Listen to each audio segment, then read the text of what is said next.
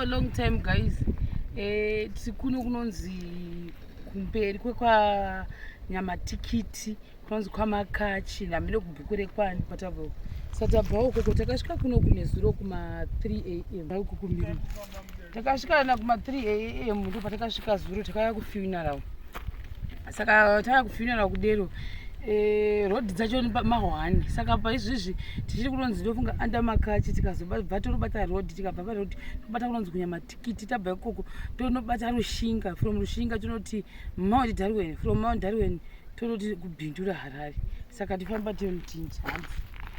ndoko tiri kunoku fika yeti yangu iyi magereza ayikana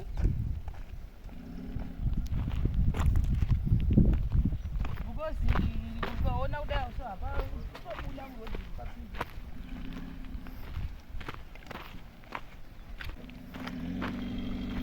rono bala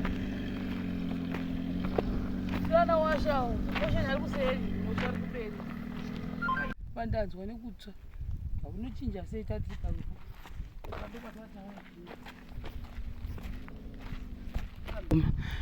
mazitombo ega tatofamba neshoka kuya kwamusoro kwandiri kuno pana nengirina na motion avo nawashi vari kumashure uko vari kwamaitsoka mabwe ega ndokwatiri kuno kunonzi kwaMakachi ndokwatiri kuno ende tichiripo padust road hapana kumira musha. So guys, for the people apa pamukuona apo tatobva murodhi yekuti tirikubva kana Makachi kana Makacha tapinda apa murodhi yedu takutofunana kuti tinobata kunonzi kuNyamatikiti ndokwataiva guys kuno kunopisa I think Nyamatikiti it's under Rushinga yo that was my first time yekuinda uku kunopisa mazviwa vanhu vaMwari kunopisa kwete zvekumbonyepa kwete zvekufungira ndatohwa sokuti mai Jesus apa problem yatakaita hatina kuenda nemvura amunozviona hatina kuenda nemvura yekuti takanga zvinhu zvakangoitika zvokuti munoziva kana nenyaya yefuneral zvinongoitika musi usina kurongwa kuti kudii saka ndakangobuda ndotatsvaka chimota chedu ndobva tadii tangobatana ndokutoenda kupi kuRushinga kuya ndakatsva vanhu vaJehovha ndakatsva kwete zvokuseka ende next time ndadzidza chinhu 1 famba nemvura yakawanda mumota nekuti mvura panonosvika because I felt like futi kunenge kunoti netsei mvura divi ravo ravariro kwatikaenda hamutombovazivi kuRushinga kwatikaenda kuti ndivanani mvura inoti netsei ndo zvandakaona uye vanhu amene pamwe kuti pamwe kwataifambira taona kuti vanhu vakati paradzanei ndo zvimwe zvezvinhu zvandakaona saka tikaenda sekuti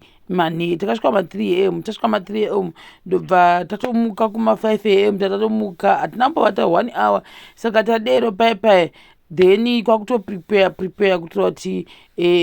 tiatende service from service nekuzoenda kwairadzikwa munhu then from there kwakutoita U10 kwakutodzoka.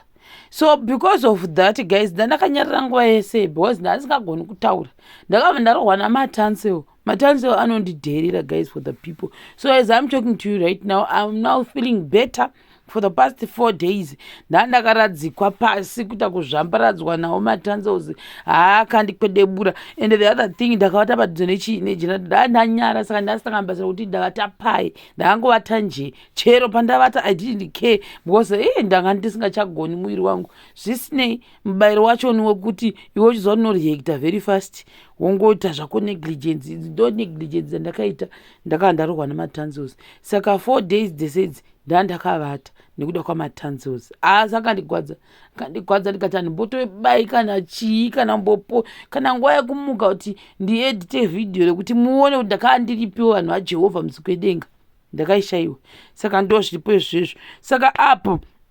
saka apo panonzi paMakachi secondary school ndo apo pamuri kuona apapo Zimbabwe yakakura guys ndo zvinhu zvandakatozoona kuti ukaenda divi neripi unondosvika somewhere it's only a matter of time yekuti usvikeko chakusisako unosingazi kuti chi. Then ndakazonotsa later kuti pakupera pefence iyo kuzasi kwachoni kana ndisingareshi kwakune futi another school ndofunga ndo primary yachoni yegreen kana ndisingareshi but apa yanga isingaonekwi. That chikwangwani ndonga ndecheprimary iri kumhirimhiri ukoko. Vanhu vokwamakachi muri right here tava kunzvimbo kwenyu. For one it is for all mood. Guys, for the people ndakachifila up to now ndinyatsonzwa kuti ndakambo experience anonzi heat wave. Maybe idei racho randakaendawo iroro asi waitowa sekuti zvimuzee kuita sechimbudzi charwa nechizee chechiya ndo zvandaiwa musoro mangu ndoti aiwa there is something wrong. Wakambonera kuti ukanyatsa kuwanyota chaizvo maglands ako anotanga kuproduce something saliva inoita kunge iri sweet inoita kunge iri chi. I don't understand because inenge yakuda kuzama kuti rejuvenate maybe the dehydration inenge yaitika. I have no idea so that you can be inonzi chi rehabilitation izvo ndakutaura rehabilitation so that you can be hydrated. Hamunozviona manje. Saka anyway ndo kwatava tiri kwacho kwamakachuko tichifamba chinanara zvedu apo tatakusana naro nenyaya ye-10 off kunorasa ma-10 off acho ndo atatikaita se taakuvhiringika kuti manje ita se koini nharo kichikudi kuti hazviite nemani tinofanira enda nekuku but otherwise ndikokoko kumakomo futi ndokwatava tiri kokokoko. Saka I think inzvimbo ine makomo tasai guys zvakaita kakuta whitish kakaitika apapapo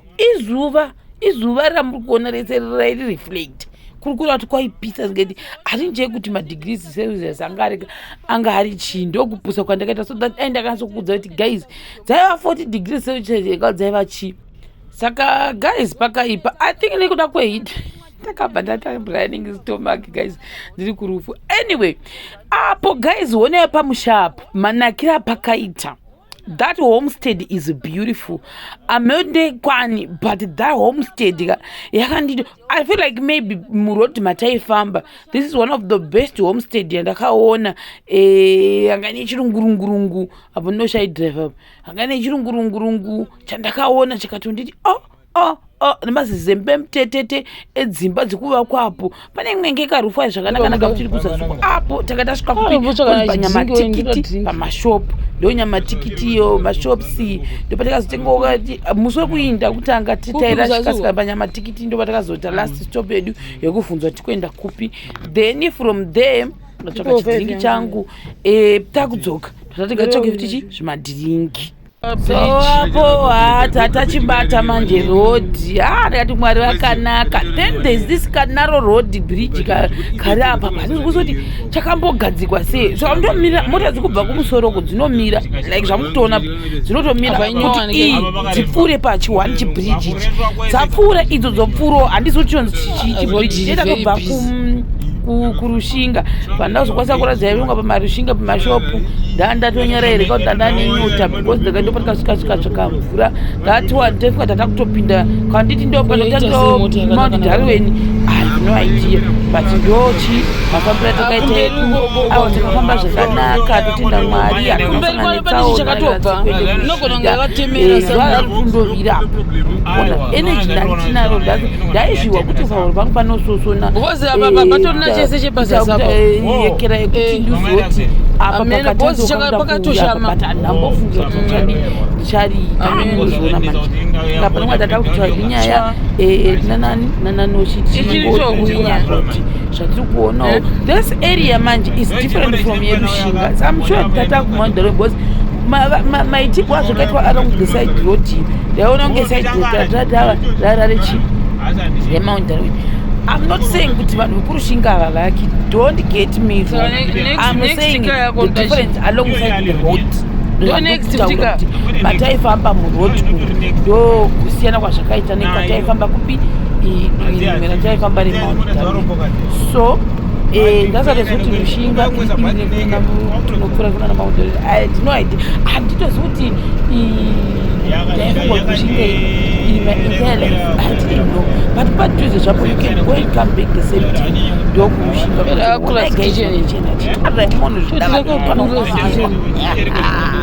akanaka akutomboiti kwakanakisasatakuda kunonanavira kuti tinosvika kunonzikwamatopi kasingaresvipamabhedzi nechi kumount Darwin kune due mamwe circumstances vamwe hatizogoni usokwanisa kumaonza paindaneti but papakatoipa zvimwe zvinhu vanoona kuti tazorega kuita kunzi iwe zvirege so yeah atindomatope ndo pamatope pablue shops ndipo pamatope apapo saka tata kuda kunonamira kuti tinobata 10 of iya inosvika kumu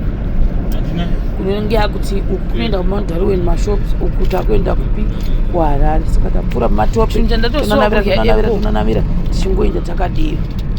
ava vana vechikoro vakutobvawo kuchikoro asi dambudzo ravanhu vachikoro vazhinji mona ava vese vari murodhi anoona kuti mota iri kuuya asi hakupi murodhi unotoenda pakati payo kuti iwomuota chirwere ichi ndakachiona kwakawanda ukaenda nyangwe kukwerodhi yazvombe vana vanozviita especially uchangobva pazvombe pepe pachimwe chakaita chimukwidza vantonge vakazara pakati perodhi wozoti kwakutuwa kuzosvika kunanakuekera kumagwari kuyakuya varipo zviwanhu vachikoro vangopinda pakati perodhi havadi kukuzani very stubborn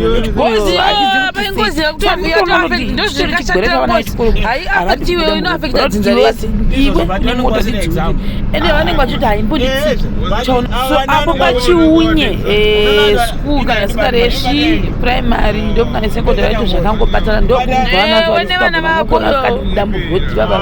bade akakunyepera chinun'una changu bade akakunyepera saka nindozvikwasikana iwe watova muhombe namai that's the secondary school. So this is it for you apo tiri kumount Darwin tichanoonanavira kunobata Harare road yedu saka apo tanobata iye kwamukuona kwatasiya uko ndounoenda kumashops ekumount Darwin uko ndokwatakuta sei takudzokera kuHarare. So guys, for the people I think ndogona ngombomirira pano. That's the end of my Mount Darwin trip. Bye bye.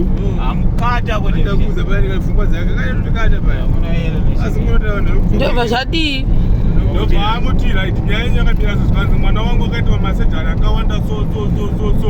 but kwamadistrict because akuvaramusana akakuma vasimena ukonzi saka akutozvitira zvina akudachii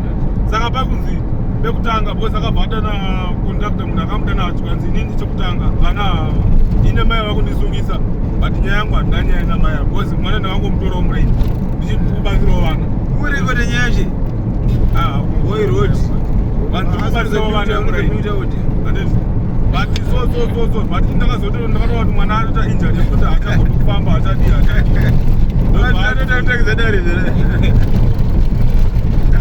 ndobvadi ndakati mai akuti ndikwanisa kubatsira because mapamba nechichi zvakutopa mwana ndakavaitira project yeku ndaitwa project yeku kunonga bhaya zopindwa nemaministeri endemunda chi mbocheka mbocheka mavhiri nemagerewai